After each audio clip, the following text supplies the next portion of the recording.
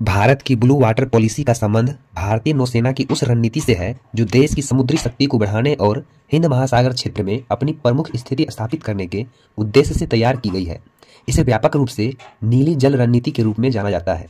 यह नीति समुद्री क्षेत्र में भारत की स्वतंत्र और आत्मनिर्भर शक्ति के निर्माण का प्रतीक है। ब्लू वाटर नेवी का अर्थ है ऐसी नौसेना से जो अपने देश के तट से दूर खुले समुद्र यानी गहरे और अंतर्राष्ट्रीय जल में स्वतंत्र रूप से संचालन करने में सक्षम हो। इसका उद्देश्य न केवल अपने देश की रक्षा करना है बल्कि समुद्री व्यापार मार्गों और रणनीतिक हितों की रक्षा करना भी है। भारत की ब्लू वाटर पॉलिसी के उद्देश्य हिंद महासागर में प्रभाव। हिंद महासागर में भारत की प्रमुखता को बढ़ाने और चीनी गतिविधियों पर नजर रखना है। दूसरा है सामरिक हितों की रक्षा करना। भारत के समुद्री व्यापार मार्गों, ऊर्जा आपूर्ति और रणनीतिक ठिकानों की सुरक्षा सुनिश्चित करना। तीसरा है क्षेत्रीय स्थिरता। समुद्री क्षेत्र में शांति और स्थिरता बनाए रखने के लिए सहयोग और कूटनीतिक प्रयास करना। चौथा है समुद्री व्यापार मार्गों की सुरक्षा। अंतर्राष्ट्रीय व्यापार का बड़ा हिस्सा समुद्र के माध्यम से होता है। समुद्री मार्गों की सुरक्षा से आर्थिक हित सुरक्षित होते हैं। पांचवा है मित्र देशों के साथ सहयोग। छोटे तटीय देशों को समुद्री सुरक्षा में सहायता प्रदान करना, जैसे मालदीव, सेशेल्स और मॉरिशस। छठा है समुद्री आतंकवाद और समुद्री डकैती का मुकाबला। समुद्र में आतंकवाद, डकैती और अन्य अवैध गतिविधियों को रोकना। ब्लू वाटर पॉलिसी की प्रमुख विशेषताएं हैं।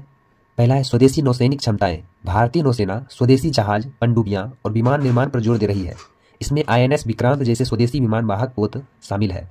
दूसरा है रणनीतिक बेस। भारत ने रणनीतिक समुद्री स्थलों पर अपनी उपस्थिति बढ़ाई है, जैसे अंडमान और निकोबार द्वीप समूह। तीसरा है मित्र देशों के साथ समुद्री अभ्यास। अमेरिका, जापान, ऑस्ट्रेलिया और अन्य देशों के साथ मालाबार अभ्यास जैसे संयुक्त सैन्य अभ्यास। चौथा है सामरिक साझेदारियां। हिंद प्रशांत क्षेत्र में क्वाड जैसे समूहों के माध्यम से सहयोग को बढ़ावा देना। पांचवा है मिशन सागर। मानवीय सहायता और आपदा प्रबंधन के तहत समुद्री क्षेत्रों में छोटे देशों की मदद करना। ब्लू वाटर पॉलिसी की चुनौतियां।